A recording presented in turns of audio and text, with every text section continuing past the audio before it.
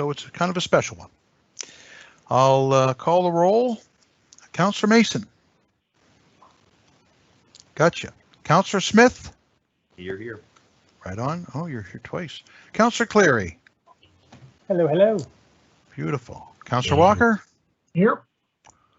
And Councillor Zarowski. Here in spirit. Okay, beautiful. Approval of the minutes, special meeting of September 8th. So moved. Moved by Councillor Zarowski. Is there a seconder? Councillor Cleary, seconds. Councillor Cleary, seconds. Any question? Question, all in favor? Aye. Aye. Contrary-minded? Motion's carried. Approval of the order of business. Any changes to the order of business or, yeah, just I guess order of business, no deletions. I would ask if possible that we could move petitions up, 6.2.1, petitions up directly after call for declaration of conflict of interest, if that's okay, because there's one for one of the hearings this evening.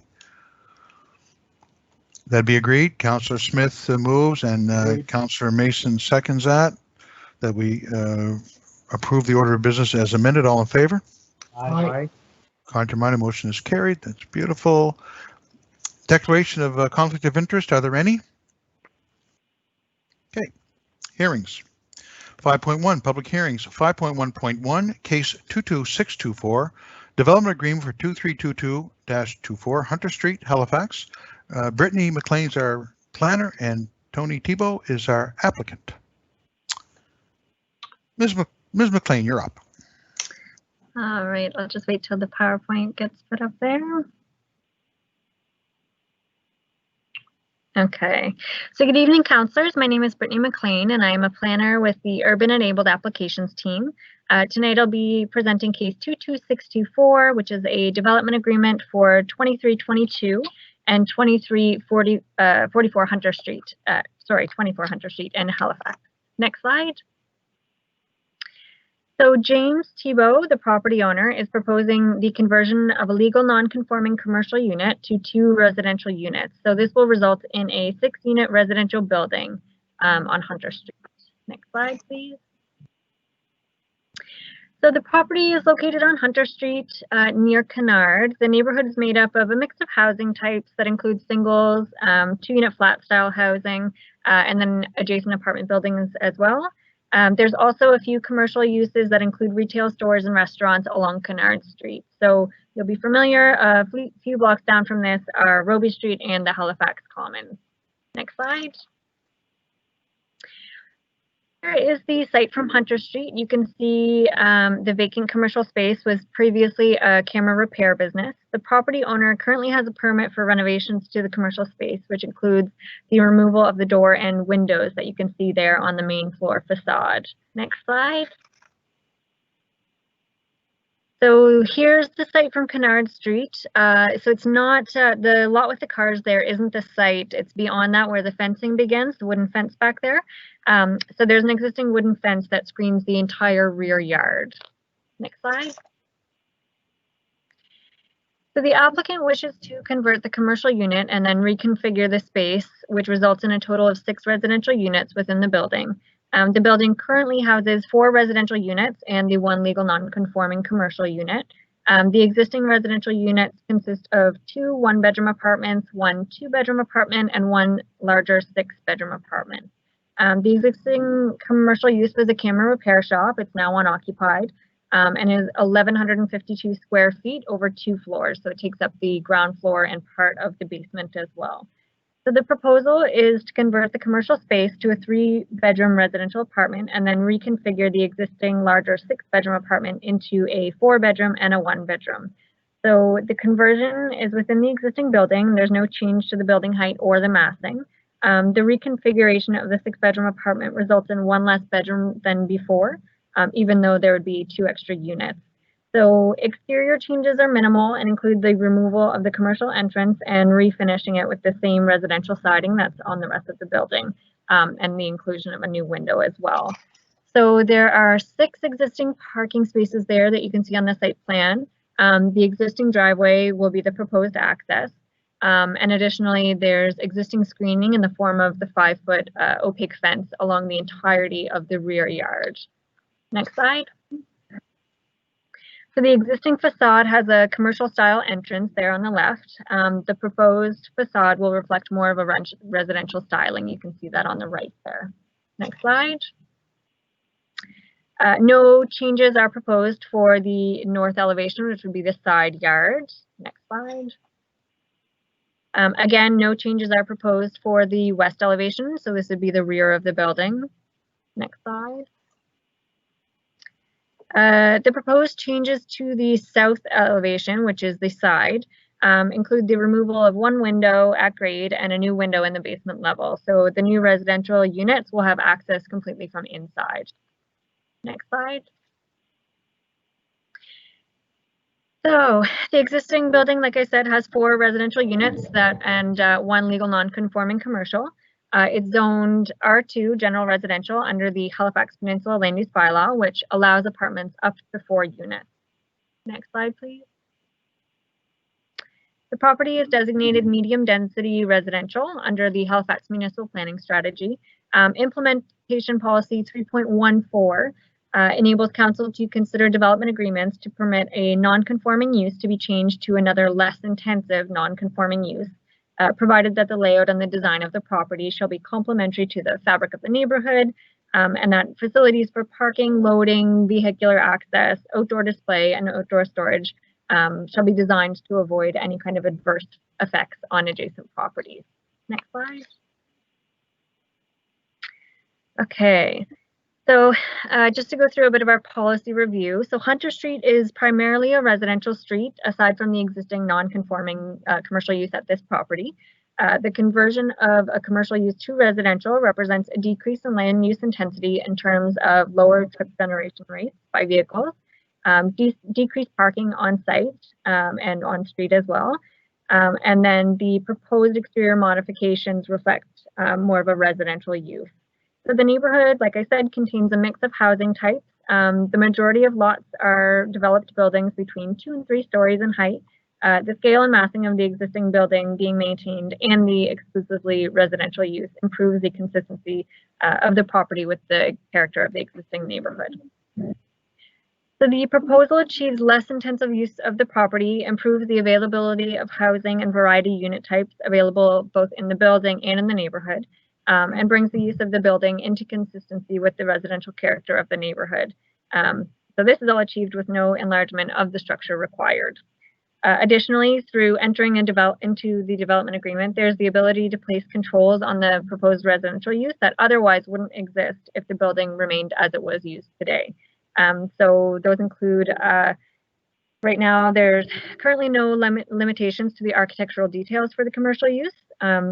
So now the proposed building exterior will result in the facade of the building being more consistent, again, with the residential uses in the surrounding neighborhood. The commercial entrance and large display window are going to be removed and replaced with smaller windows. Building materials will be more consistent with those on the existing residential portion of the building. And so the proposed development agreement requires that the facade and other building elevations meet the attachments in the agreement. So those are things that we were able to get into the agreement. Another one, there's currently no limitations on the screening in the rear yard. So the proposed development agreement requires that the 5-foot opaque fence be located along all of the property lines in the rear yard, and that refuse containers and electrical equipment are screened from adjacent properties to avoid unsightliness to neighboring properties. So again, before the fence was there, but it wasn't regulated, they could have taken it down at any time. This development agreement coming in requires that that fence stay there and be replaced if it were to ever fall down. There's a couple more here. So there's currently no limitations on solid waste management. The proposed development agreement requires waste bins to be located in the rear yard, and that will be screened with the opaque 5-foot fence. And then lastly, there's currently no requirements for an accessible unit to be located in the building. So should the development agreement be approved, the building permit to occupy the use permitted in the agreement will require one of those units to be an accessible unit that meets building code requirements. Next slide. Okay, so the level of engagement included a website, signage posted on the site, and then a postcard mailed to property owners. So we mailed 199 postcards. We had 231 unique page views with an average time spent on the website of 1 minute and 21 seconds. We didn't receive any email or mail correspondence, and we received just one phone call from a member of the wider community asking for additional information, but who did not wish to leave comments about the proposal. Next slide, please. So on June 2nd, Halifax Peninsula PAC recommended that the application be approved and suggested that the following be considered. So that included accessibility needs, a solid waste management plan. In particular, they were concerned about the waste pickup and the location of the bins. And then one other concern, that the furnace room had separate access and was not being accessed through a unit. So we did go back to the property owner, the applicant here, and in response to the PAC's concern for accessibility, the applicant has an active building permit for renovations to the commercial unit, and he's worked with HRM building officials to allow for one of the units to meet the accessibility standards under the building code. So the HRM building department has confirmed that an accessible unit will be required during permitting, but the applicant is working on that. In response to the PAC's concern over solid waste management, the applicant provided a solid waste plan that was integrated into the development agreement provisions. The proposed 6-unit building will actually continue to qualify for municipal curbside pickup. So therefore, it's intended that the solid waste will be handled in the same fashion as it is currently, which is that refuse bins are stored in the rear of the lot to visually screen them from the street and the neighboring properties. So this will continue to be upkept as the development agreement requires it. And then finally, in response to the PAC's concern over the furnace room, the applicant has taken steps to improve the fire rating by installing 2 layers of fire code drywall on the walls and ceiling, and installed a solid wood door. So again, he's been in talks with the HRM building department, and the building department has confirmed that a separate access is not required for the furnace room. The furnace room would be required to have fire resistance for the walls, floors and ceilings, and doors of the space, which again, the applicant is working on and has provided. The building official also noted a fire detector may be required inside the servicing room, but that all of this will be reviewed during the building permit process. Next slide. Okay, so the proposed development agreement has the following provisions. The permitted uses are limited to a 6-unit residential building. Building massing and siting is limited to that shown in the agreement schedules. The lot coverage is limited to 40% maximum, building height limited to 35 feet, parking requirements minimum of 5 spaces, opaque fencing again is required in the rear and side yards of the rear yard, and exterior refuse containers are to be located in the screened rear yard.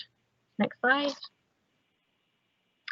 So the non-substantive amendments in the agreement include minor changes to the building and siting and architectural requirements, minor changes to parking requirements, and then, as we usually write, the granting an extension to the date of commencement of construction and the length of time for the completion of the development. Next slide.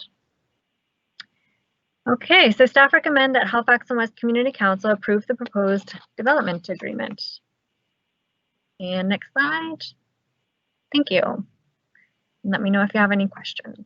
Thank you, Brittany. Before we go to the questions, I just want to put something into the record. The order of events for this particular public hearing will be the same as a regular public hearing. We've had our staff presentation. The applicant will have an opportunity to speak via telephone and then go to the public hearing speakers list.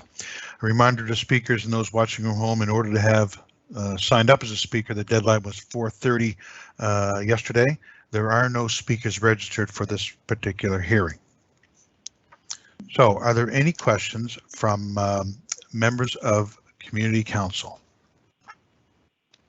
I see a nodding of heads with a more breeze than there was with Teddy. Okay. So we'll open the public hearing. Is the applicant available?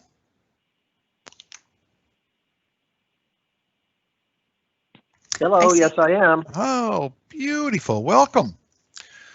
So, Mr. Tebow, is it? Yes, it is. Okay, perfect. You have 10 minutes for your opportunity to make your presentation. Go ahead. Okay. Well, good evening, councillors. And thank you, Brittany, for doing such a great job on the presentation. My name is Tony Tebow, and I thank you for considering my proposal to convert the legal non-conforming commercial unit into 2 residential units at 2322 Hunter Street in Halifax. As you saw in Brittany's presentation, the commercial unit was formerly the Camera Repair Center. The business had operated at this location for almost 40 years until changing technologies with cameras forced the owner to close the store at the end of December 2019. Up until that point, I didn't have any plans to change the residential commercial makeup of the building. But as I explored my options for a new commercial tenant, I quickly realized the difficulties associated with the legal non-conforming status of my commercial unit. I was told by development staff that I was required to submit a development permit with each commercial tenant inquiry to determine if that commercial use would be considered acceptable. Given the approval process could take up to 10 days, I felt that this process would be too cumbersome to work with. It was at that point, it was suggested to me by staff that I might want to consider converting the commercial space to residential. In doing so, it would be more in keeping with the neighborhood and the residential zoning. So I'm asking that the non-conforming commercial element of my building on Hunter Street be removed and converted to a strictly residential building. With the exception of the 2 commercial buildings at the corner of Hunter and Kennard, the rest of the street is mixed residential, as Brittany had mentioned. It's primarily made up of single-family homes, townhomes, over and under flats, and several large apartment buildings. So converting my property to an all-residential building would be more in keeping with the neighborhood and in a small way helping to reduce the vacancy rate. The traffic created by the 2 additional residential units would be far less than the commercial space, and the previous commercial clients would park on the street, whereas my residential tenants would park in the lot behind the building. That is, if they had a car. So, truth be known, less than half of my tenants have cars, with most walking, biking, or utilizing public transit to get around town. So the conversion to residential would certainly reduce vehicle traffic on the street. The modifications to the building to effect the change are fairly minor, as Brittany had pointed out, with most occurring to the front facade. And in doing so, that would be more in keeping with a residential property. On the inside, the conversion to residential will be done with tenant comfort, accessibility, and safety in mind. So in summary, I believe removing the non-conforming commercial space and replacing it with residential will help provide some much needed housing, reduce the traffic on the street, and be more in keeping with the local residential landscape. I hope that you will agree with me, and thank you for your time this evening. So Thank you, Mr. Tebow. Okay.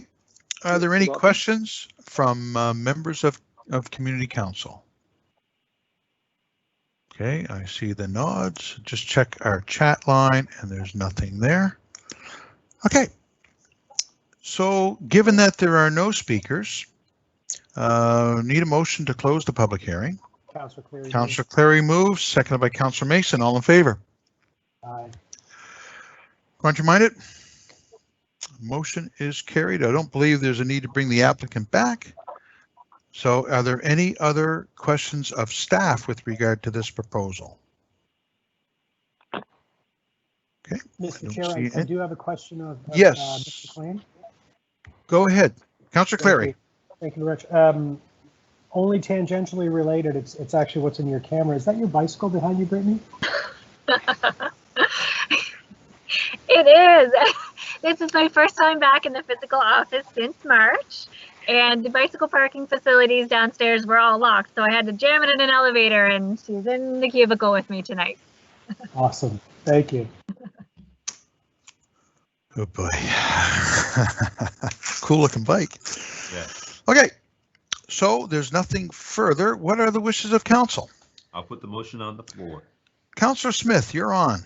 All right, I move that Halifax and West Community Council want to approve the proposed development agreement, which shall be substantially of the same form set out in attachment A of the staff report dated June 22nd, 2020, and to require the agreement to be signed by the property owner within 240 days or any extension thereof granted by council on request of the property owner from the date of final approval by council and any other bodies as necessary, including applicable appeal periods, whichever is later. Otherwise, this approval will be void. Obligations arising herein shall be at an end.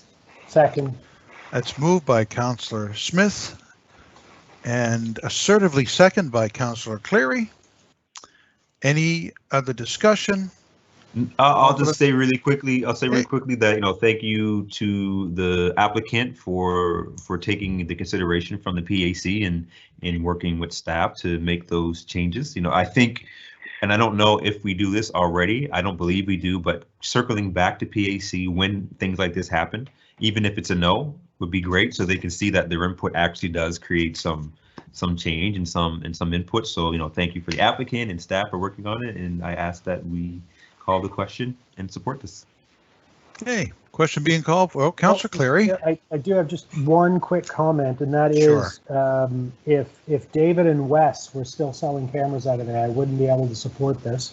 Coming from a household that has bought a couple of Pentaxes and Nikons, and was the only place where you could still get cameras repaired.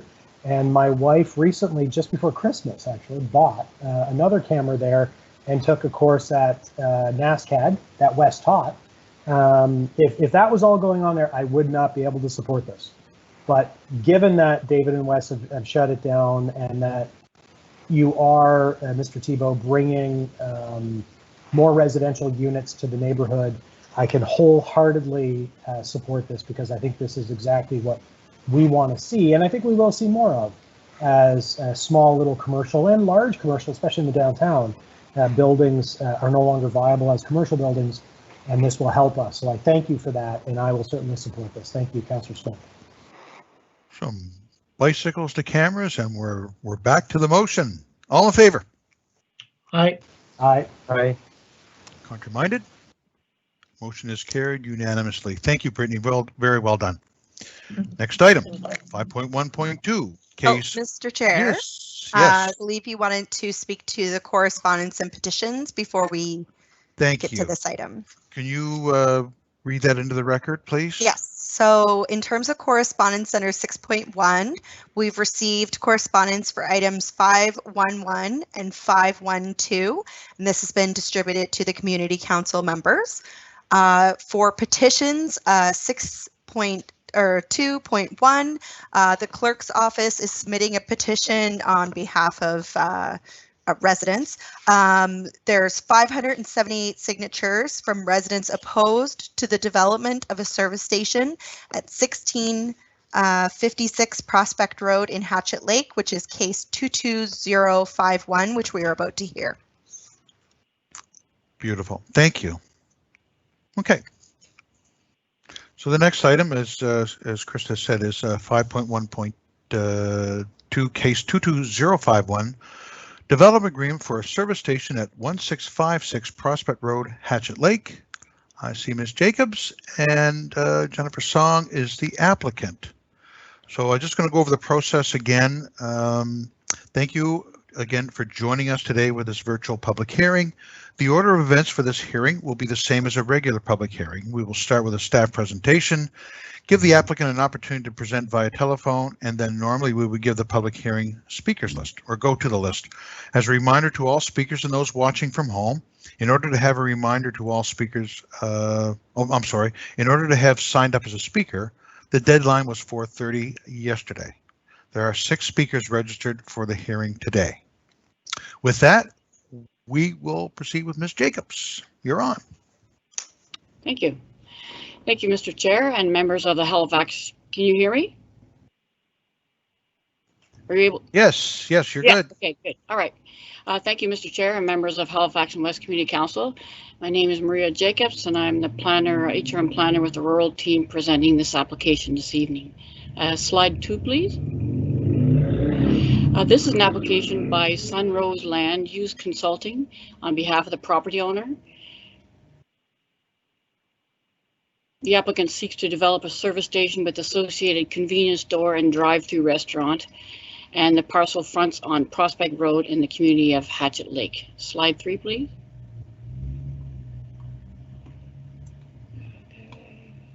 This slide shows the, just a minute here.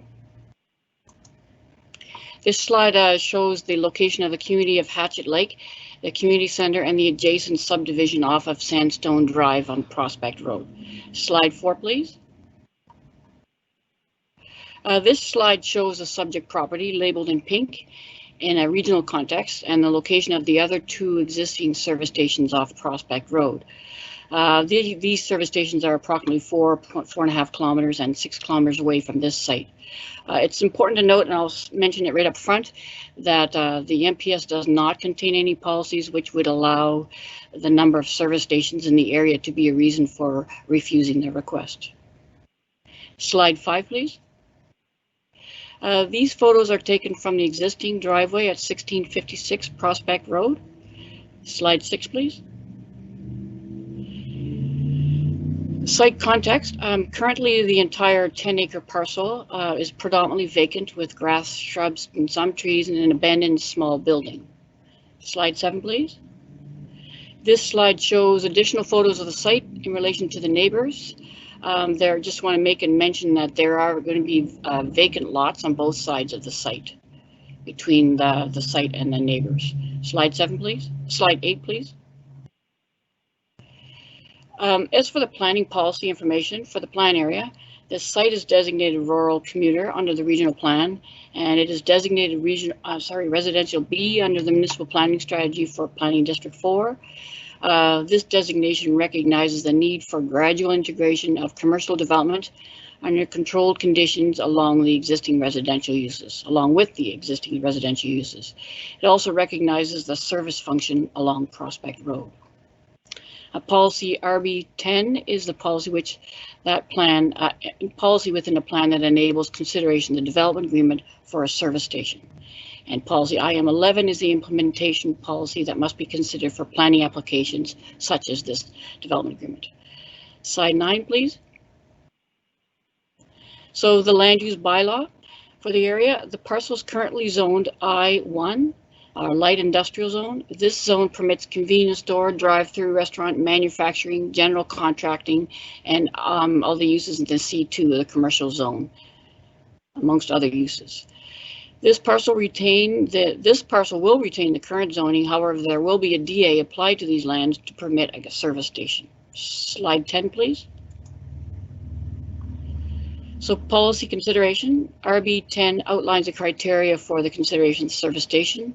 Some of these include the compatibility with adjacent uses such as scale, separation, landscaping, impact on the road network, traffic, vehicular, pedestrian safety, impact on environment such as waste treatment, storm runoff, the layout and design, general maintenance, and sewage disposal. Slide 11, please. This slide shows the 10-acre parcel as it is right now, and there is a preliminary subdivision for the parcel for the service station. If the development agreement is to be approved, they would go for a final approval for the subdivision. The dotted red line outlines the proposed lot configuration, and the back portion is where the proposed septic system will be located, and the septic field must meet the requirements of the Nova Scotia Department of Environment.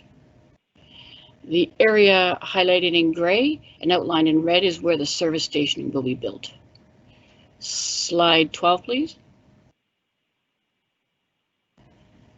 Okay, the site, this is a close-up view of the site of the area shaded in gray on the previous slide. The overall gross floor area of the building is 1,336 square meters. It includes a convenience store and a takeout window and restaurant. There will be a canopy and 4 fuel pump gas bar islands. but which will serve 8 vehicles at one time, or it can serve 8 vehicles at one time. And that will be located at the front of the building. The takeout window is at the back of the building, and the queuing lane at the side and the back of the building for the takeout window. There is a sidewalk along the building front and side. There will also be a signed pedestrian walkway to the adjacent lot if and when a plaza is built next door. There is 22 parking spaces. The turning lanes on Prospect Road. There will be turning lanes on the Prospect Road into the site. And there is landscaping plan along the Prospect Road. And a 15-foot buffer on the left side of this property site plan for a buffer next to the wetland and residential designated property. Slide 13, please. Here's just an example of some of the renderings of the service station. There is no firmed up a design at this point, but we do have design guidelines in the development agreement. Slide 14, please. Public engagement. Public consultation for this application took the form of a mail-out notification and a public information held on February 27th, 2019. And we also had our standard application webpage. There were 76 notification postcards that were mailed out for the PIM. And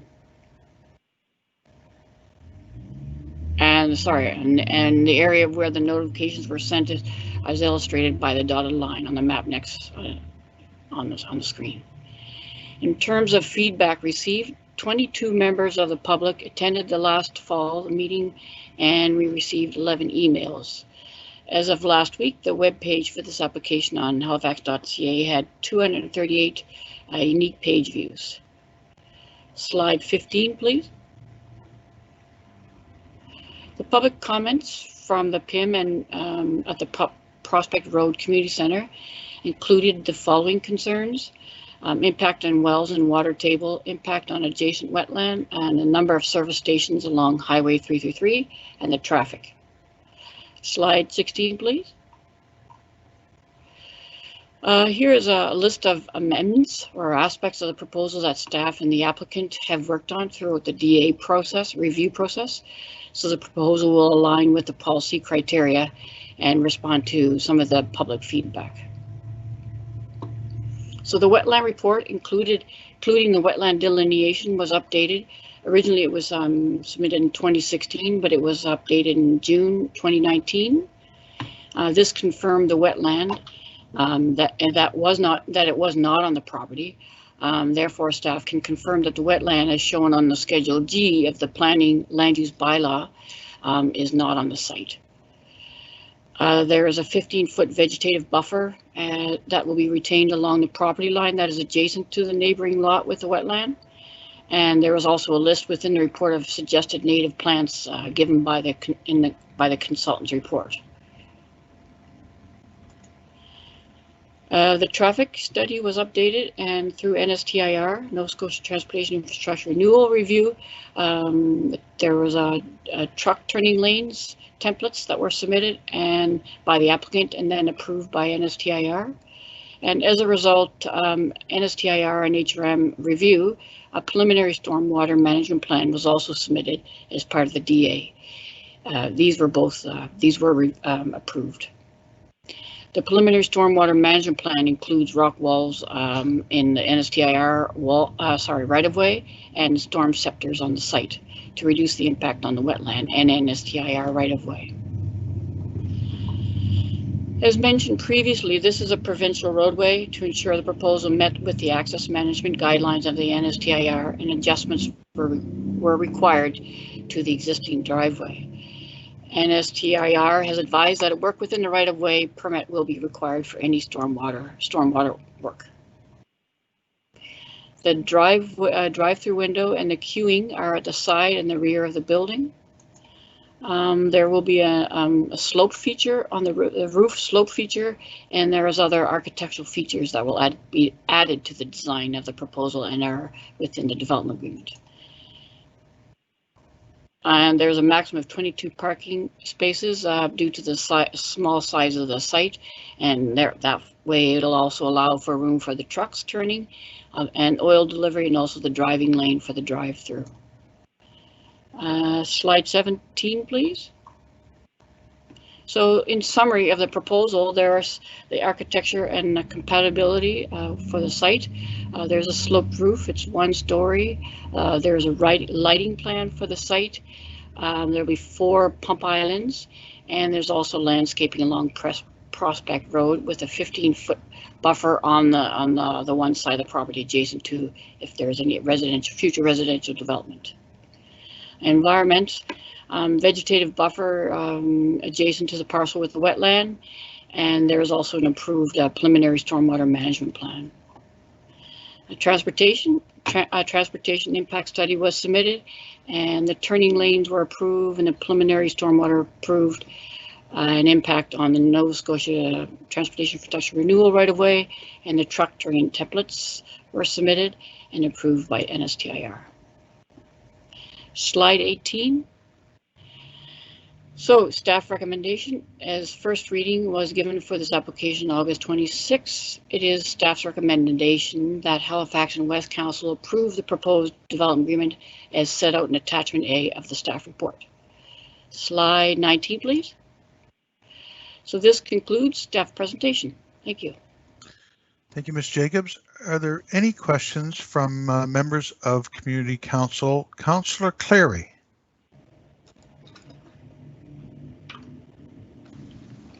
I'm all Or is good, that- actually. Okay, that was for the last one. Okay. Any other members of Community Council wish to speak on this particular item? Councillor Smith. Thank you, Mr. Chair. So just a quick question. When I look at the report, it mentions that the MPS acknowledges that these uses provide a necessary service to the existing community as well as support the terrorist industry. Where in the MPS does it speak about necessary services in the tourism? Just trying to get understanding where that aspect of the policy and LUB context is. Basically, there's a preamble, and before these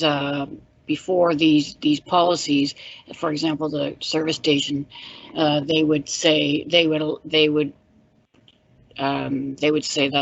there's, for example, in the case of this area, even though it's zoned industrial, they can have a service like a service station, but it has to go through a development agreement process. Does that answer your question, or?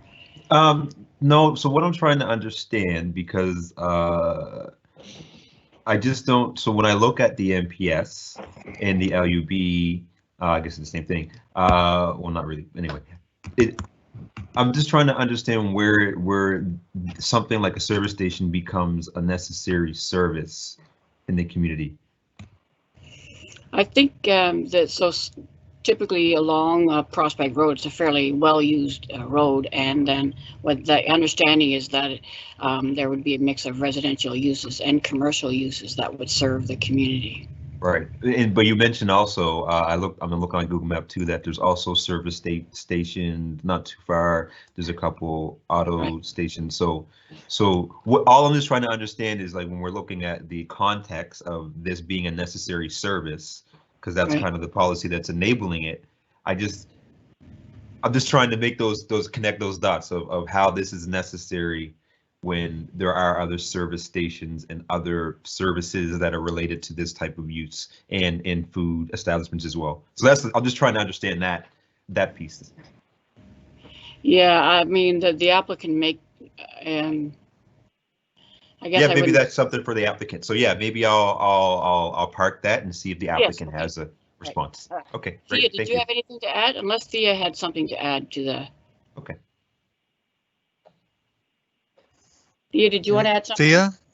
Thea, did you want to speak to this? Hey, you're on. Good afternoon, members of Halifax Community Council. Are you able to speak?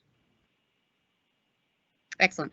I think really what I would just point council's direction to is under the municipal planning strategy, it does allow the consideration of service stations in this designation. And what the test is for council this evening is, does the proposed service station, is that reasonably consistent with the intent of policies that Maria has outlined for you? So as Maria has indicated before, there's nothing in the policy that speaks to, is there a magic number in terms of the number of service stations within a certain proximity of each other? It's more about the policy that says service stations can be considered by development agreement, and here's the criteria that it has to be evaluated under. And staff, as you see in the presentation, has indicated that we do feel that it does meet those policy tests. I know, council, I think you're looking for kind of like a specific spot in the municipal planning strategy that speaks to, is a service station that needs service that you're looking for. What it does suggest is that there are a range of commercial uses that are permitted in this area. Commercial is permitted, industrial is permitted, but what the plan has chosen to do is through service stations have those considered by development agreement.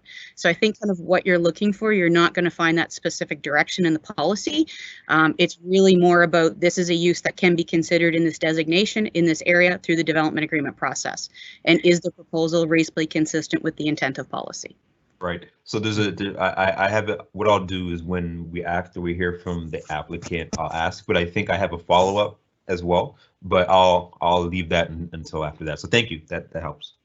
I think Councillor, if I understand, Councillor Smith was asking the difference between necessity and what's permitted. I think the necessity was brought up. So we'll come to that when the applicant makes the presentation. Councillor Zarowski.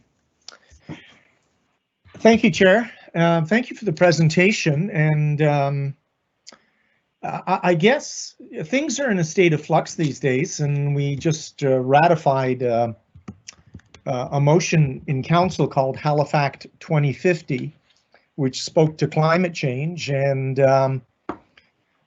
if I remember correctly, one of the things that was included in that 350-page document was that all considerations now will have to start going through the Halifax 2050 climate change program with the intent to get to net zero carbon emissions by 2050.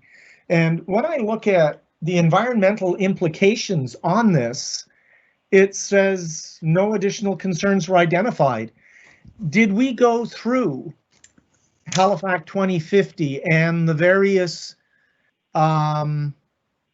conditions that we are looking at in order to bring us to zero emissions? And the reason I ask this is that gas stations will be putting out serious emissions when it comes to climate change. And of course, we're trying to switch from ice to electric and possibly hydrogen economy in the future.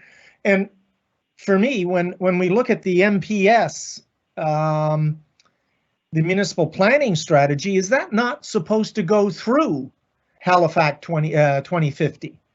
Are we not supposed to consider that? And so I think, 3-4 years ago, we weren't in the same position, but it just seems like an anathema to me that we would be building service stations when at the same time we're talking about reducing our carbon footprint in every way that we can. And how does this fit in with Halifax 2050, and has staff considered it? Okay, Maria or Thea? You raise a really good question, and in all honesty, I think we have a little bit of a situation of a matter of timing. The finalization of this report, to have it reviewed, would have probably coincided around the same time that the Halifax was presented to Regional Council, and Council then made a decision on how to move forward with that. So was this particular file reviewed through that? No, because this file had been completed and was moving towards Council for a public hearing decision pretty much I'd have to go look at the exact dates, but pretty much around the same time that the Halifax was being presented to Regional Council. So we yet didn't have any specific direction from Regional Council on how to integrate that with future applications. So I do think in this particular instance, we have a little bit of a timing matter. The other thing too is we have to be careful. Yes, we do have to put on that very important climate lens, but we can only make a recommendation based on what the policies say in the municipal planning strategy on these particular matters. So we would need to have that connection or those changes made in our municipal planning strategies in order to look at those issues that you're suggesting, Councillor. So something that we are kind of working on right now as we go forward, but in this particular file, that would not have occurred. But we have given us instruction to staff that they are to consider everything through the climate lens. And so this is coming to regional committee after that has been approved and ratified. So I don't see how the municipal planning strategy at that particular junction supersedes what the instruction is that council has given to staff. We have given that. That is now baked into our DNA, and we have to consider that. So I'm confused. Okay, if I could interject just for 1 second here, and if I may, Thea and Maria, this application was brought forward before the approval by council. So it wouldn't be fair to move the goalposts. I'm not saying that the Halifax 2050 doesn't matter. What I'm saying is it wouldn't be fair to move the goalposts through when the process for this particular project has started and then add this extra layer on. I think that's what we're dealing with here, a timing issue. Any applications from the time Halifax 2050 was approved forward would have to go through the climate lens, but this one was submitted before we approved that. And is that reasonable? That's very reasonable, Councillor, as well as the staff report was completed and kind of in the review process at the higher levels around the same time as well. So okay, Councillor Zarowski, does that make sense?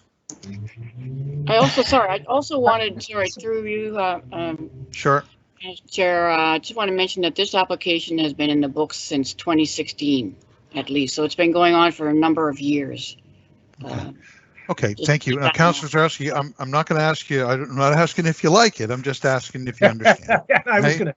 And there's a difference. I don't like it, but you understand. I understand timelines, rules, and grandfathering. I think our climate crisis supersedes that, but that's just my opinion. Okay, thank you. Are there any other questions? Okay, so we will get to open the public hearing. The applicant, Ms. Song, you can come forward. You have 10 minutes to address Community Council. Any questions you have, please do so through the chair. Thank you. Can you hear me?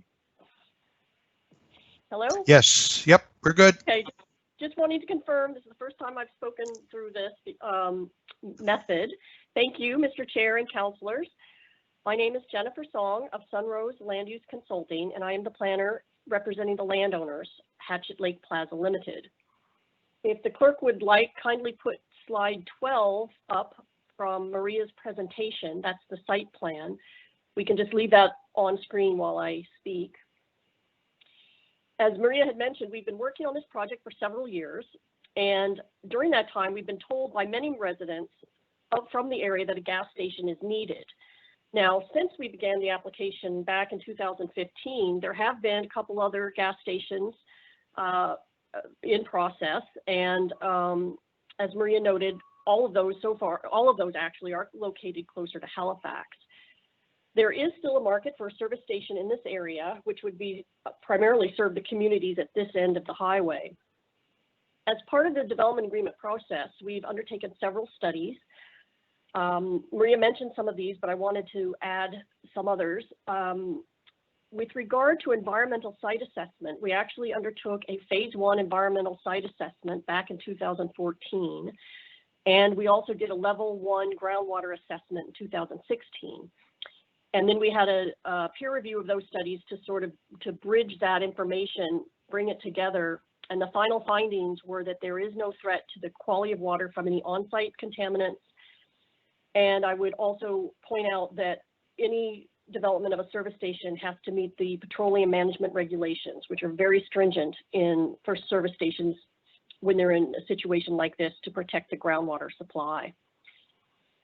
In terms of the wetland, it is located on the adjacent property, which also happens to be owned by Hatchet Lake Plaza. The adjacent property is owned residential and is not part of the development agreement. We had the Wetland Delineation and Assessment Report back in 2016, and we had it updated just last year. And that confirmed the boundaries of the wetland, and it also proposed landscaping, and which are included in the development agreement. With regard to stormwater, we had a grading and stormwater calculations done and a stormwater management plan, which was designed in accordance with both HRM and TIR requirements.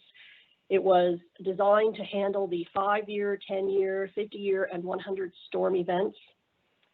And again, that stormwater management plan is attached to the development agreement and has been approved by TIR. In terms of water and sewer, it will have an on-site well and septic system. These were designed by professionals as well, and we undertook the preliminary subdivision application process, which put those designs through the department agencies for approval, which includes the Department of Environment, and those have been approved. With regard to traffic, we did a traffic study in 2017 and had 3 follow-up updates on that.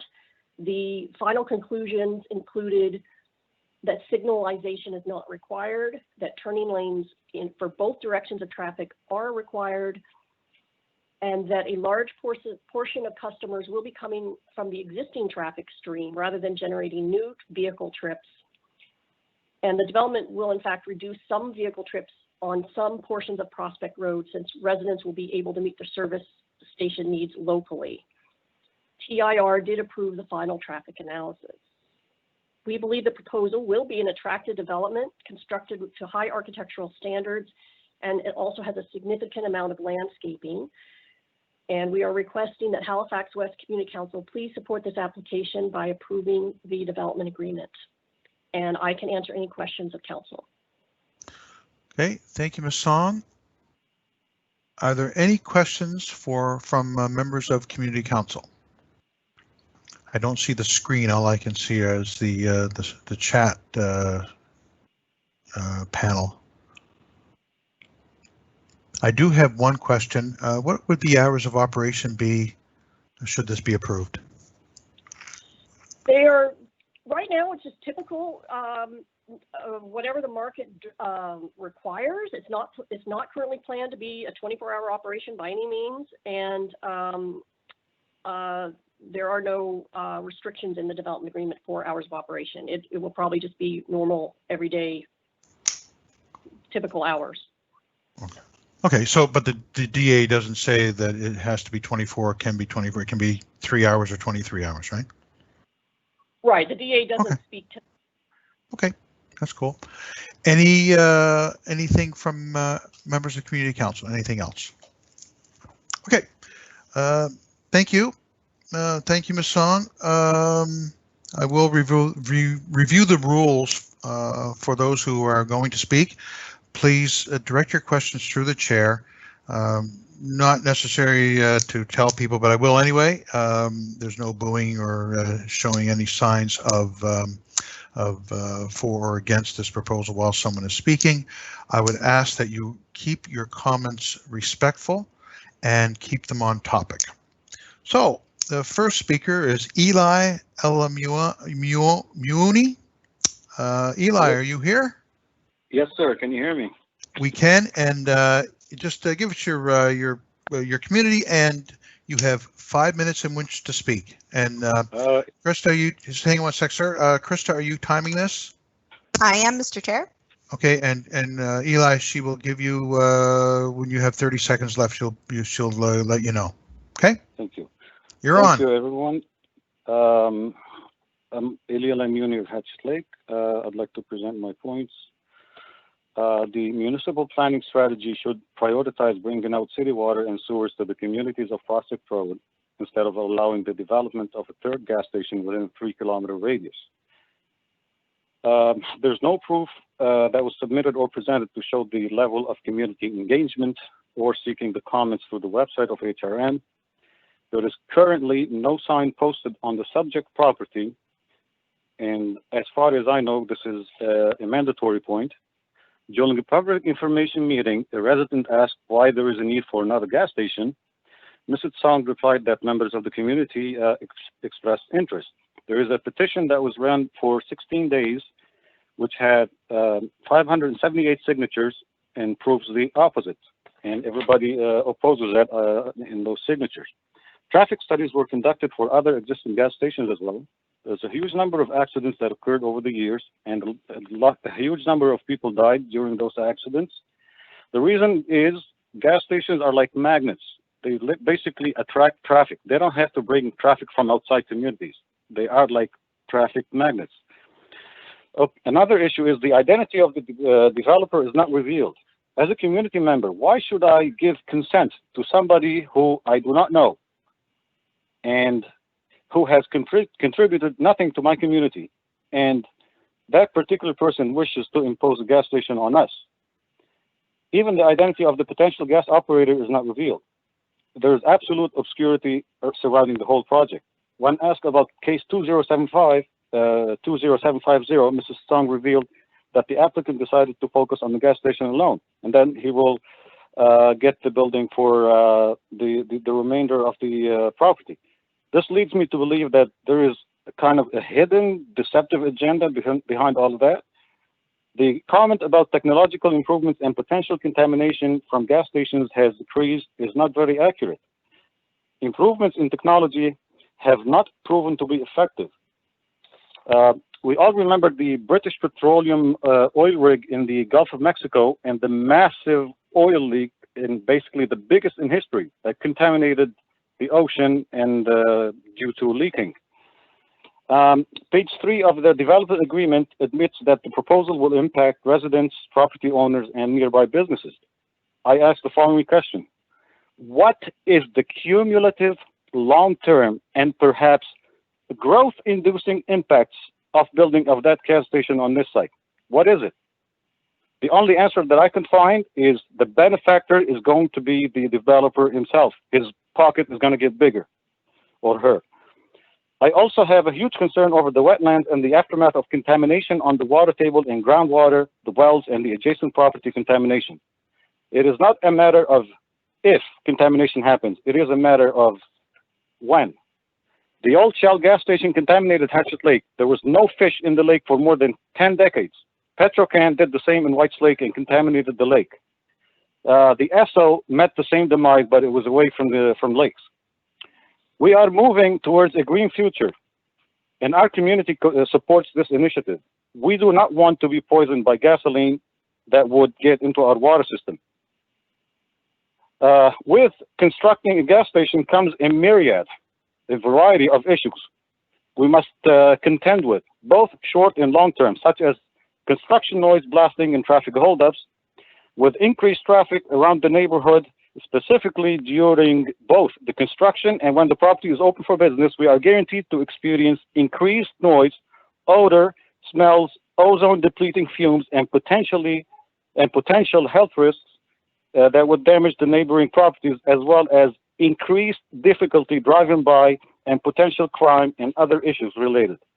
We are not in any way, shape, or form looking to entertain the idea of owning or living in a community or vicinity of an automobile service station.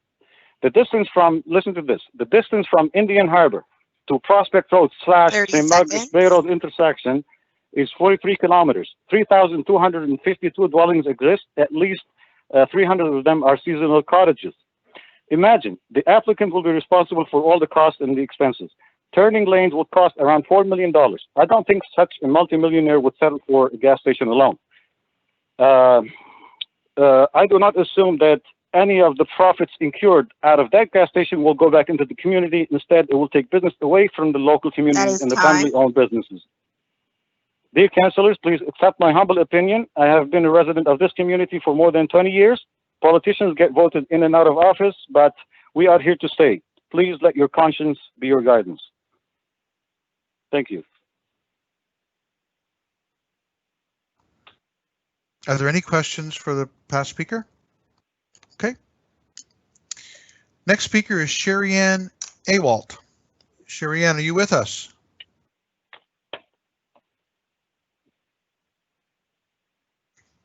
Sherry Ann, if you want to unmute your mic, press *6.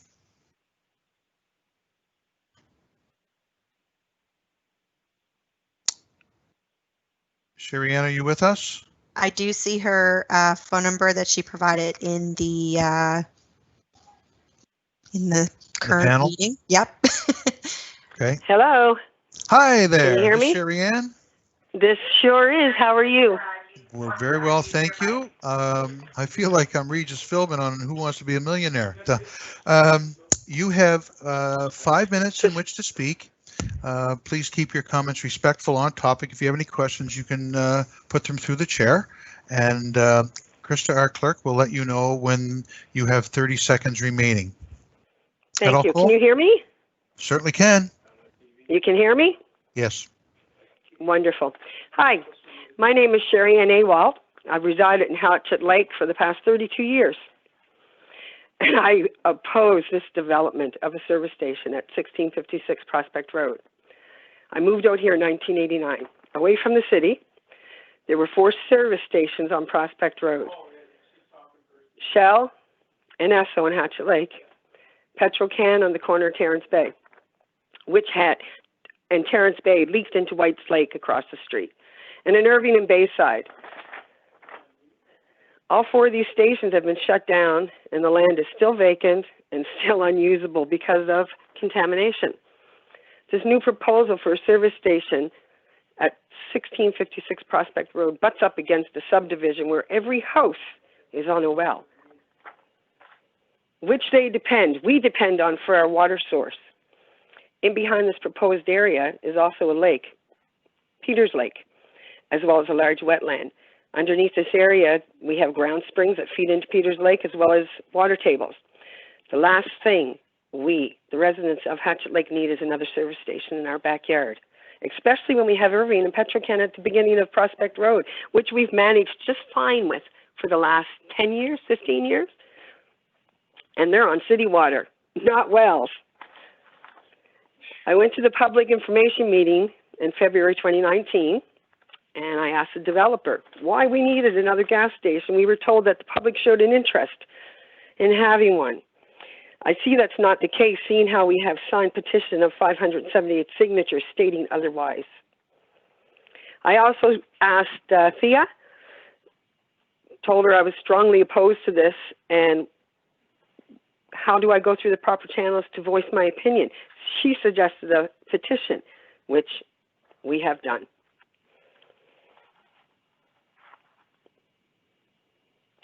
We were also told that the gas tanks and the installation of them have changed significantly. They aren't like the older ones. No one can guarantee there will never be any leaking, leaching, or spillage. Nothing is foolproof. We as residents wouldn't know if our wells or properties are contaminated until it's too late and we're stuck with contaminated properties that we can't sell. I live on the lake. With the construction comes other issues. As an example, there have been multiple accidents that have related in deaths at the Irving gas station on Prospect Road. This here is a completely residential area. There's nothing but houses. We will also have construction noise, traffic holdups, increased traffic on a 2-lane road that leads to Peggy's Cove. 2 lanes, one going in, one coming out. Odors, smells, LED lighting from the stations, this will affect the neighborhood, and it will impact our property values, and most importantly, our environment. Are we not trying to go greener here for our kids? I don't feel that a service station in our community will accomplish that.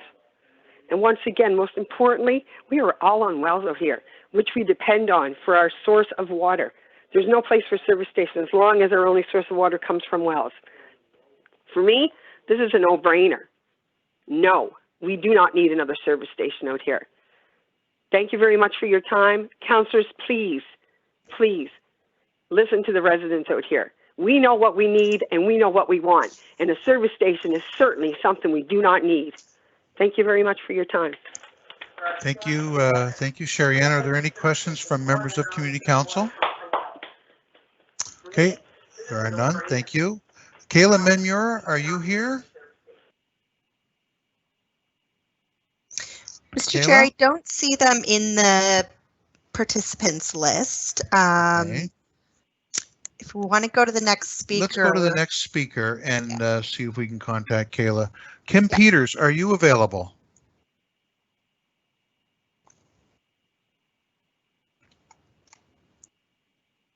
Kim Peters, do you see her, Krista? I do. Kim, press *6 to unmute your mic.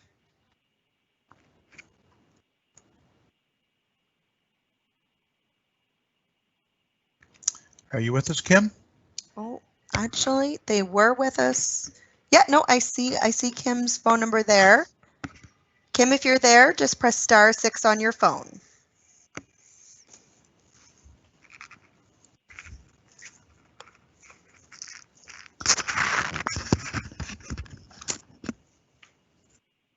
Are you available, Kim?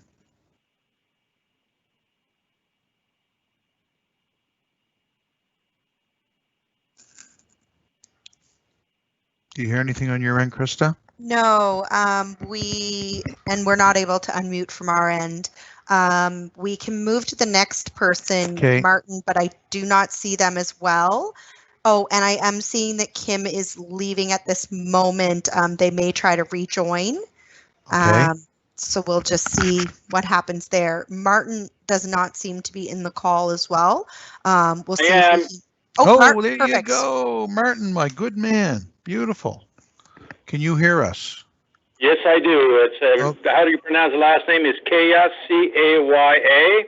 Martin I'm in Kaya. Hatchet Lake, Perfect. Sandstone Drive. It's right adjacent to the proposed area. Gotcha. Okay, so you'll have 5 minutes. Our clerk will tell you when there's 30 seconds remaining. If you have any questions, please put them through the chair. And you have, go ahead. You just keep on topic and respectful comments, and we're good to go. Thank you very much, Mr. Chair. Okay. My name is Martin Kaya. I'm residing at 6 Sandstone Drive, Hatchet Lake. I do have a concern. There's a lot of that report with stormwater management with regard to the wetland. If you to look at my property right now, there is a ditch that was built as a water runoff for the empty lot at this moment. So it'll be draining and not flooding our property here in the Sandstone Drive area. My big concern is I don't think it was included into the stormwater management. So if there's any fuel runoff going through that ditch right now, it will be affecting my well because my well is located basically within 30 feet of that ditch. Again, I know perhaps there's some concerns with the wetland, but my concern is if any fuel or leakage is going through that ditch, and the way that the landscape is, it is sloping towards our property here. And like I said, that ditch was built back in the 90s by a double deconstruction as a way to keep drainage away from that property. Not only will it affect my property, but also the two property adjacent to mine, and also the water would go into the ditch, and that ditch run off towards the end of Sandstone Drive on Westridge. So, as you could probably imagine, not only if the fuel spill is happening, it's not going to be concentrated towards Prospect Road, but will be concentrated towards that ditch. So my question is there a measure in place to prevent that water runoff to be going towards that ditch that was built in the 90s by double deconstruction, or not? Thank you. Okay, thank you, sir. Thea or Maria, would you like to answer Mr. Kaya's question? Yes, hi. So the stormwater management plan, just before the building permit is approved, has to meet the before and after flow of water. So that would have to be, right now we have a preliminary stormwater management plan. But when the actual goes for the building permit, there will be much more detailed, and the pre and the post flow would have to be evaluated. Okay, thank you. So, Mr. So- Chair, Yes. it's Krista. I just wanted to give you an update. Kayla, we weren't able to reach, and Kim Peters is back on the line. Kim, if you want to press *6, we can. I did see that you were able to unmute at one point. You with us, Kim?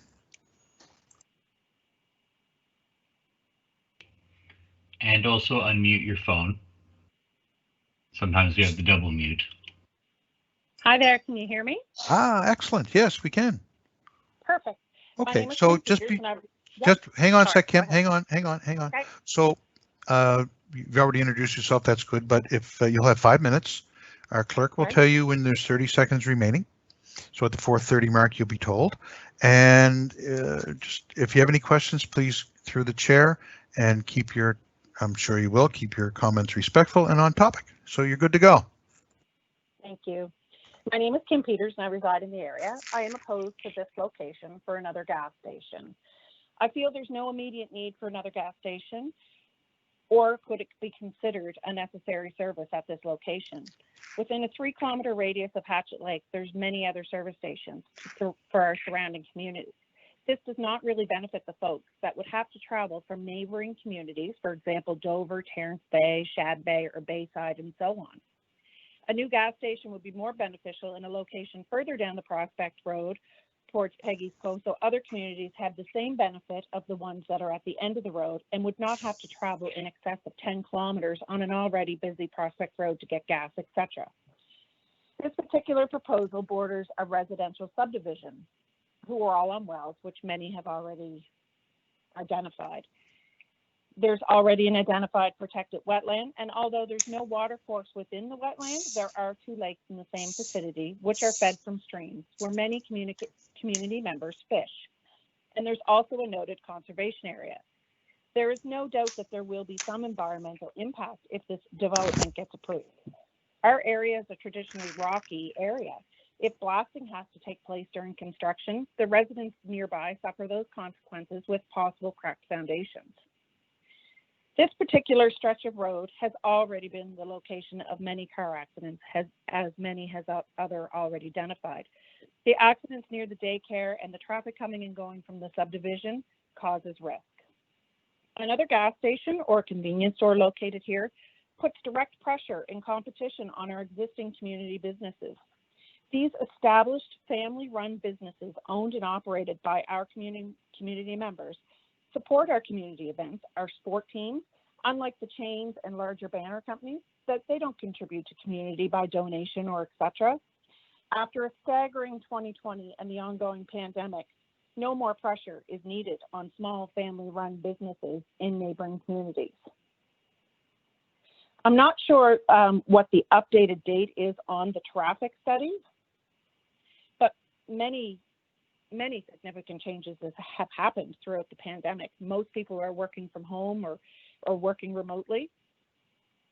I'm all for development on the Prospect Road so we can grow as a community, but having all the stations almost to the end of the road within a 3-kilometer radius doesn't benefit all of our community members. There are many things in our area lacking, and affordable rental housing is one of them. If Halifax 2050 has passed for our climate crisis, all upcoming development agreements should adhere to the policy set out, even if the applications had began prior to that passing. Thanks very much for hearing me. Thank you, Kim.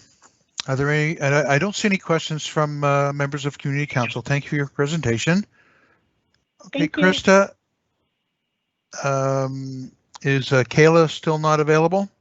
That's right, and we did leave a message, but they still, we haven't heard anything yet. Okay, thank you. We do have one more speaker. Mr. Perry, Steve Perry, are you available? Hi there. Can you hear me? Hi there. So just go over quickly. You'll have 5 minutes. Any questions you have, come through the chair.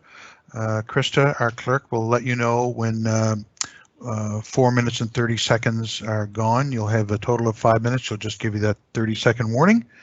And please keep your comments, as I'm sure you will, respectful and on topic. You're good to go. Great. Thank you so much. Thank you. Hi, everyone. Thank you for allowing me this time. My name is Steve Perry. I'm the local representative for Wilson Fuels, a privately owned company of Nova Scotia. Wilson's is a local brand wholesaler for Esso retail outlets in Atlantic Canada. I've been working on this project since the inception. We believe this location will benefit the local residents of Hatchet Lake and Prospect. Highway 333 is part of Lighthouse route for provincial tourism, and this location will have 4 positions to efficiently serve the customers. As part of being an Esso branded location, customers will receive PC Optimum points on each purchase. These purchases can be redeemed at Loblaws.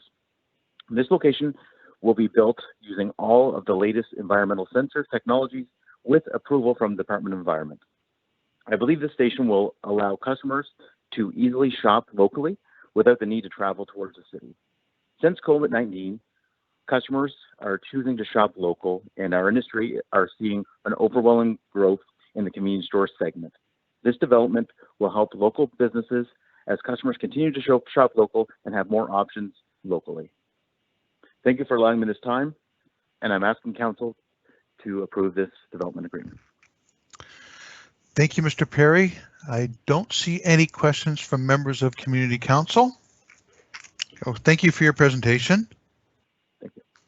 Okay.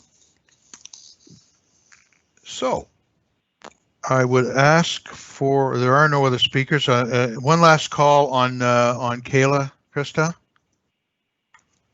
We have not seen them, Mr. Chair. Okay. So let the record reflect that we've asked a number of times and left a message, and Ms. Menyor is unavailable. Okay. So I'll ask for a motion to close the public hearing. Councillor Walker, seconded by Councillor Smith. All in favor? Aye. Aye. I'm going to go with unanimous. Okay. And Ms. Song, would you care to follow up? You have 5 minutes if you wish to add any additional comments. Yes, thank you. I was trying to take notes as the speakers made their comments. I guess I would just want to reiterate that service stations are located in suburban and rural areas in Nova Scotia, that there are high levels of protection for them. They get more and more stringent all the time. Department of Environment are the regulatory body. We did several studies. In terms of the stormwater, I can elaborate a little bit on that there will be a storm scepter in the parking lot, which is an oil grit separator. So that's the first place where any contaminants would be separated, and then the actual stormwater goes into a rock-lined trench where it will slowly settle down through the ground and be filtered naturally with also with the landscaping measures. And under the rules for both HRM and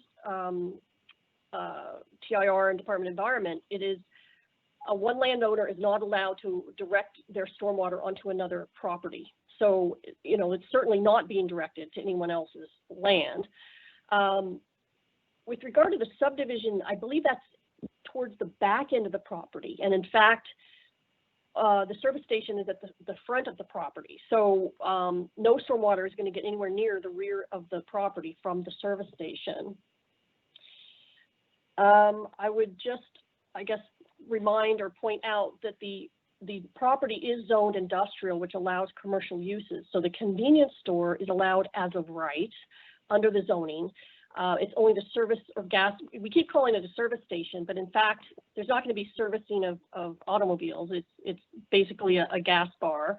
And trying to go through here.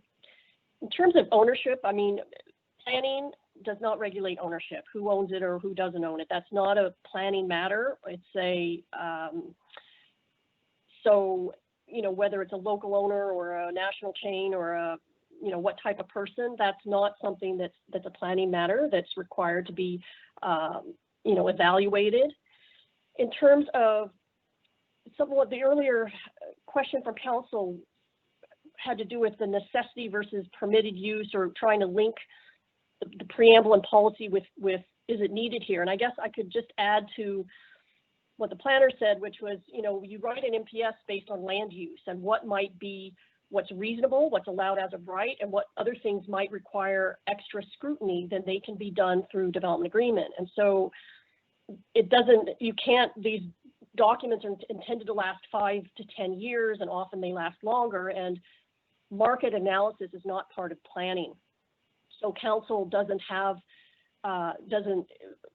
can't do a full market analysis and say, hey, we think we're going to need service stations, so let's, you know, 5 years from now, so let's allow for it. That's not an MPS policy criteria. You know, it's expected that it would be market driven. You know, if there's no market for a gas station, then one wouldn't be located there.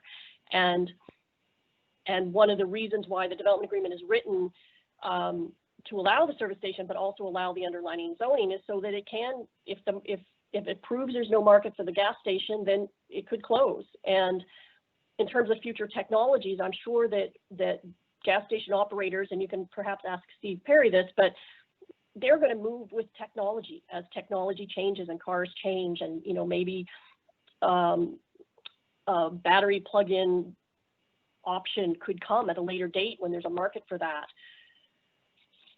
And in terms of the 2050 plan, I think that, I have to admit I haven't read it myself. I know it was recently adopted, but until it is actually, until the MPS policies are changed to specifically require elements of that, then it doesn't become something that council can refuse or approve an application on. You are still having to comply with the current MPS. 30 seconds. That's good. I don't know if I covered everything. I can stop there. Just hang on. Are there any further questions for Ms. Song? Okay, I don't see any. Okay. And through chat, there are none. So what are the wishes of council? Perhaps Councillor Walker, you put the motion on the floor, please. I will do that, Mr. Chair. The Halifax West Community Council want to approve the proposed development agreement, which shall be substantially the same form as set out in attachment A of staff report dated August 19, 2020. And 2, require the development agreement be signed by the property owner within 240 days, or any extension thereof granted by council on request of the property owner, and the date of final approval by council, and any other bodies necessary, including applicable appeal periods, whichever is later. Otherwise, this approval will be void, and obligations arising hereunder shall be an end. I so move. Thank you, Councillor. Is there a seconder? Councillor Cleary will second. Councillor Clary. Thank you, Councillor Clary. And for those listening, this is a procedural aspect of our meeting. In order to have a discussion and debate, there has to be a motion on the floor, and I thank Councillor Walker for putting that forward. Are there any questions or any debate from members of Community Council? Yes, Councillor Mr. Zarowski. Thank you. Excuse me. We're at an interesting juncture in how we're dealing with where development's going to take place, the ramifications that may be there as they relate to climate change. And I think it's important to consider the wishes of the 500 and some odd people who signed the petition, and the fact that the judgment of staff, and this is in no way being disrespectful to staff, I understand the interpretation, but when we start interpreting as to whether something fits into a need, that is a qualitative judgment, and that would vary from person to person who would assess the rules and come out with a judgment on this. And I think that had someone lived in the area for the amount of time that many of the residents who do live there and potentially may be affected adversely about this, there is some risk to this. when I look at the environmental implications outside of Halifax 2050, the implications are that water tables can be affected. Now, our rules environmentally and the stringency of those rules do not stop accidents. I mean, we do have things like Exxon Valdez, and we do have tanker trucks that spill things, and we do have fires and accidents that all need to be considered. So when I look at the environmental implications to this, I think in addition to COVID, my goodness, to Halifax 2050, I think that there are other considerations that need to be taken into account, and they're not quantitative. They're not a switch, a yes or no, you qualify, like square feet or the height of a building, and will it be 5 feet higher or 6? That's not something that we can measure when we look at something like this gas station. So it is an interpretive thing, and I think that we're on solid ground interpreting this differently than the way staff has recommended to us that we should be looking at. So I think the interpretation may be appealable, but it is an interpretation. So I am not going to support the development of this gas station. Okay, thank you, Councillor Zarowski. Next up is Councillor Clary. Thank you, Mr. Chair. So this is one of those ones where, you know, you look at it and you hear from people and you try to look at our policies and figure out, you know, if you say yes or no, why are you doing such a thing? And I live on Quinpool Road, as you guys know, and I've got 2 gas stations within just 300 meters of me, not even 3 kilometers, 300 meters. And in fact, when I first moved to Halifax, there were 5 gas stations within 900 meters of where I am right now. So it's not about the number of them. And that's not why I would vote yes or no for this. It's not about demand. I'll let private business figure out the supply or demand for any particular product. But it is a public hearing, and we listen to the public. We don't always agree with the public, depending on what it is they say. But when we have a public hearing, you have to listen, and you have to see what's being said and what policies we have and how they impact. And so for me, when I look at this and I look at the little brook that's there and I look at Peters Lake, this, and I remember just not even a year ago, I think, we had another gas station not too far from this come up, and we went back to staff and said we want a greater buffer to a wetland. And this seems like a very small buffer right now. And so when I look at the distance to Peters Lake and the little brook that's here at 700 meters, I'm very concerned. When I look at the number of residential properties near this site, knowing that they're all on well water, that's concerning to me as well. So we have the wetland, we have the well water, we have the proximity to residential development, and I think because of that proximity, it really is. I mean, one of the factors is this compatible with the area? And I'm not sure, given the area and Hatchet Lake and Peters Lake and the homes that are here on wells, that this really is a compatible use to the area.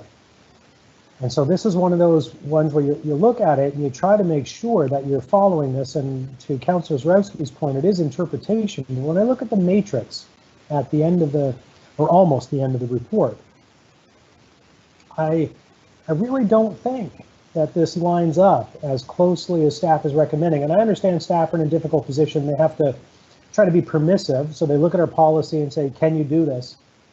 But in my opinion, I don't think it meets the relevant MPS policies. So I think I'm going to be forced to vote against this. So thank you, Mr. Chair. Okay. Thank you, Councillor Clary. Councillor Smith.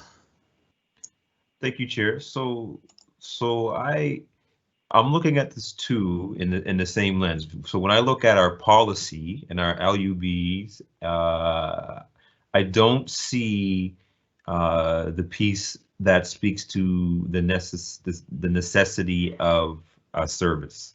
And I understand that because that's really, again, that comes to context interpretation. So, you know, that was one piece, and I couldn't find the IM11 policy, but I found it at the end of the report. I was looking somewhere else, and that speaks to specifics. Goodness, couldn't speak for a sec.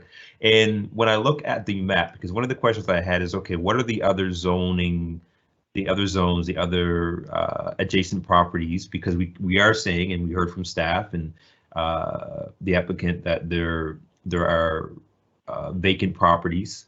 But from my understanding, and maybe staff can help clarify this for me. So when I look at the map, map 2, with the zoning and notification area, I do see lots, what's 1666, it has 26 other, that was on sandstone, and then it has Bordy Ox Lane, I might be saying that wrong. I see there a zone, it's zoned to RA1, and then next to it's a RB1, and then RB1 P2. So when we say the vacant lot, are the vacant lots currently zoned as RA1 or RB1? I'm just, I don't know the I don't know the area, so I'm relying on staff to help me get me context of when we say the vacant lots, what vacant lots are we speaking of?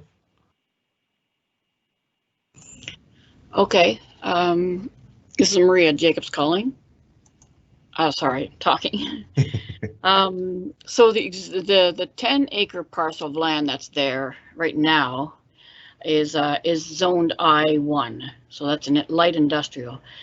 Then on I guess if you want to look at the north of that parcel, it is zoned residential, so it's RB1, and that's why we were required to have the 15-foot buffer. So if there is any future residential development in that area, that's the reason why we require that buffer to screen it.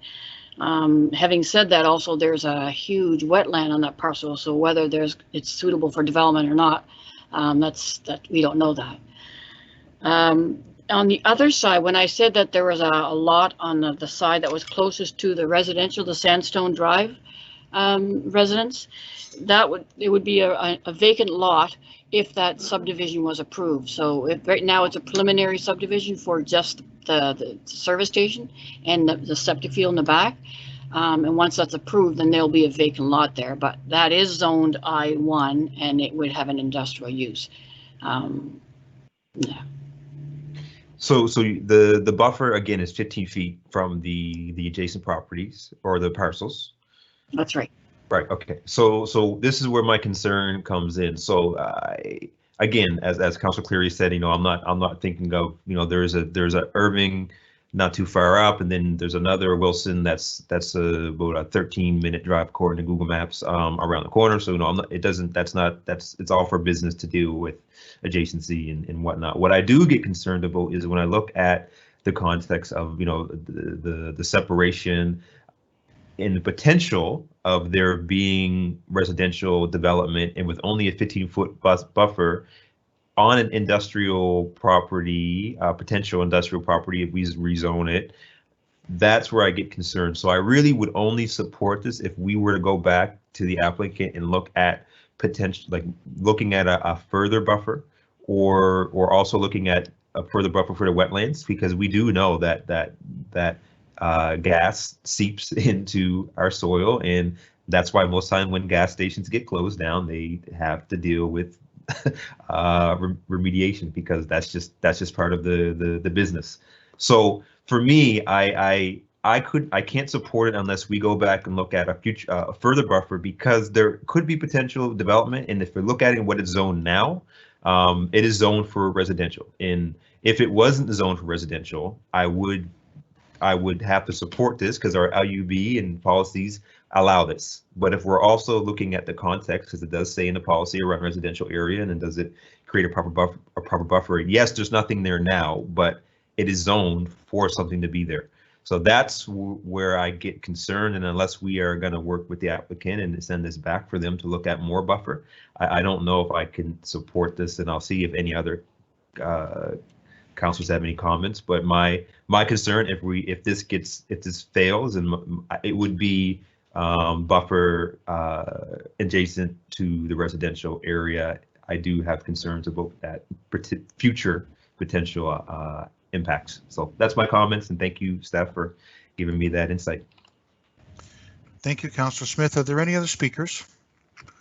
So I will. I'd like to speak on this if I could, and I don't know what the process is for Councillor Smith to take over, but poof, yeah, usually the chair takes over the virtual chair, so I'll virtually sit in your spot and right allow the floor for Councillor Adams. Thank you, Councillor. So this it's been an interesting debate. It's been quite reasonable. It's been, the presentations from the members of public have been very respectful. I just want to touch on a couple points, and I know Councillor Zarowski lives, eats, breathes, and drinks Halifax 2050. But again, as we talked earlier, that doesn't apply here because this process started before then. And with respect to the environment, there are strict regulations in place that allow this to, to give some semblance of comfort with individuals. With respect to those who brought up the number of stations, that's really not our decision. There can be 100 there if they wish. I did hear Mr. Elamuani say that politicians come and go. They certainly do. And I'm one of the ones that's going to go. So this has nothing to do with votes, nothing whatsoever.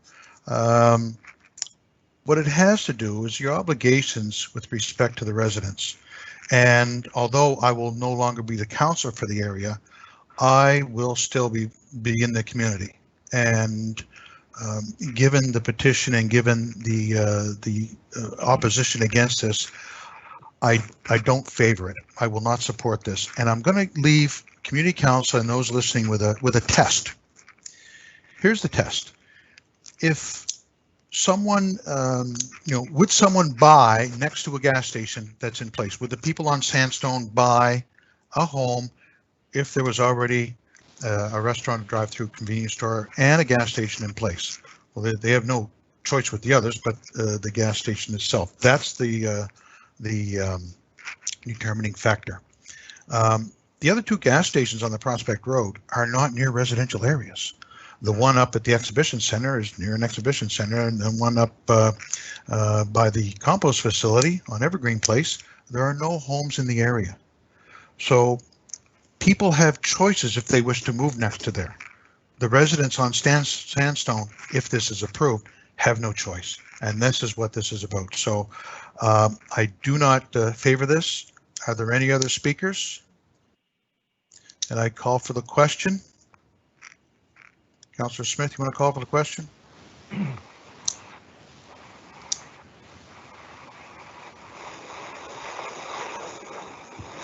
You're muted.